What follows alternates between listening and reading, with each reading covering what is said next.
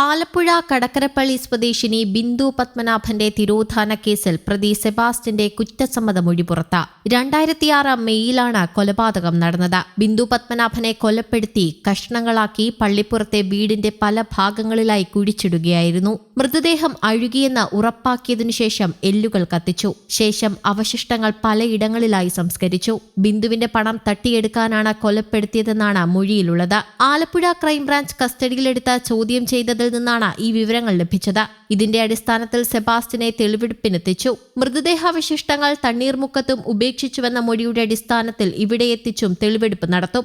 വ്യാജരേഖ ചമച്ച ബിന്ദുവിന്റെ സ്ഥലം വിൽപ്പന നടത്തിയതിന് സെബാസ്റ്റ്യൻ നേരത്തെ അറസ്റ്റിലായിരുന്നു. 2006 മുതലാണ് ബിന്ദുവിനെ കാണാതായത്. 2017 സെപ്റ്റംബർ 17 ബിന്ദു പത്മനാഭന്റെ സഹോദരൻ പ്രവീൺ കുമാർ ആഭ്യന്തര വകുപ്പിന് പരാതി നൽകി. പരാതി ജില്ലാ പോലീസ് മേധാവി വഴി 2017 ഒക്ടോബർ 9 കുത്തിയത്തോട് CI ഓഫീസിലെത്തി. എന്നാൽ 70 ദിവസത്തിനു ശേഷം ഡിസംബർ 19 പ്രാഥമിക വിവര റിപ്പോർട്ട് പുറത്തുവന്നത്.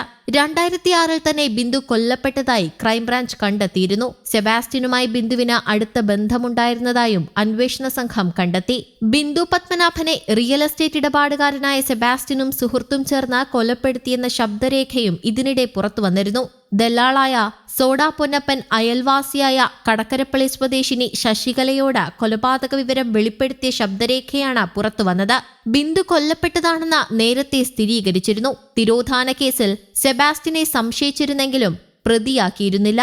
കുറ്റസമ്മതമൊഴിയോടെ പ്രതിയാക്കി കൊലക്കേസെടുത്തു. 2017 മുതലുള്ള അന്വേഷണത്തിന്റെ അടിസ്ഥാനത്തിലാണ് ബിന്ദുവിനെ സെബാസ്റ്റ്യൻ കൊന്നതായി ഉറപ്പിച്ച ചേർത്തല കോടതിയിൽ ബുധനാഴ്ച ക്രൈംബ്രാഞ്ച് റിപ്പോർട്ട് നൽകിയത്. ഇയാളെ 30 വൈകിട്ട് 4 വരെ ക്രൈംബ്രാഞ്ച് കസ്റ്റഡിയിൽ വിട്ട judicial 1ാം class magistrate Sherin K George ഉത്തരവായി. കൊലപാതകം എങ്ങനെ എവിടെ നടത്തിയെന്നതിന് വ്യക്തത വരുത്താനും ബിന്ദുവിന്റെ മൃതദേഹാവശിഷ്ടം കണ്ടെത്താനുമാണ് സെബാസ്റ്റ്യനെ കസ്റ്റഡിയിൽ വാങ്ങിയത്. ബിന്ദുവിനെ കൊല്ലാനായി സംസ്ഥാനത്തും പുറത്തും ആസൂത്രണം നടത്തിയതായാണ് വിവരം. ഇതിന്റെ അടിസ്ഥാനത്തിൽ കോട്ടയം, എറണാകുളം, കണ്ണൂർ, കുടക്, ബംഗളൂരു, വേളാങ്കണ്ണി, കോയമ്പത്തൂർ എന്നിവിടങ്ങളിൽ ഇയാളെ എത്തിച്ച തെളിവ് ശേഖരിക്കും. ബിന്ദുവിനെ കാണാനില്ലെന്ന് കാട്ടി 2017 സഹോദരൻ പ്രവീൺ കുമാർ നൽകിയ പരാതിയിലാണ് പട്ടണക്കാട് പോലീസ് ആദ്യം കേസെടുത്തത്. ഇതിലാണ് ക്രൈംബ്രാഞ്ചിന്റെ തുടരന്വേഷണം. ബിന്ദുവിന്റെ പേരിൽ വ്യാജ പവർ ഓഫ് അറ്റോർണി തയ്യാറാക്കിയ കേസിലും ബിന്ദുവിന്റെ ഡ്രൈവിംഗ് ലൈസൻസും SSLC ബുക്കും വ്യാജമായി നിർമ്മിച്ച കേസിലും സെബാസ്റ്റ്യൻ 1ാം പ്രതിയാണ്.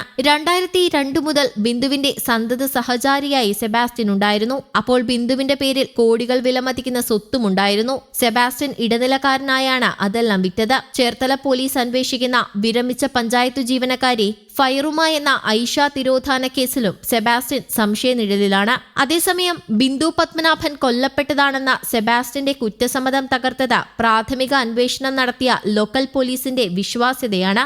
ബിന്ദു പത്മനാഭൻ തിരോധാന കേസിലെ പ്രാഥമിക അന്വേഷണത്തിൽ സംശയനിഴലിലായ സെബാസ്റ്റ്യനെ പോലീസ് സംരക്ഷിച്ചതായി ആക്ഷേപമുയർന്നിരുന്നു. പട്ടണക്കാട് പോലീസ് തുടങ്ങിയ അന്വേഷണം നേരായ വഴിക്ക് നീങ്ങിയപ്പോൾ ഉന്നത ഉദ്യോഗസ്ഥരുടെ ഇടപെടലിൽ ആസൂത്രിതമായി വഴിതെറ്റിക്കുകയായിരുന്നുവെന്നാണ് ആക്ഷേപം. സർവീസിൽ നിന്ന് വിരമിച്ച 2 ഉദ്യോഗസ്ഥർക്കെതിരെ സേനയ്ക്കുള്ളിൽ നിന്ന് തന്നെ കടുത്ത വിമർശനമുണ്ടായി. News desk, Kerala Kaumudi.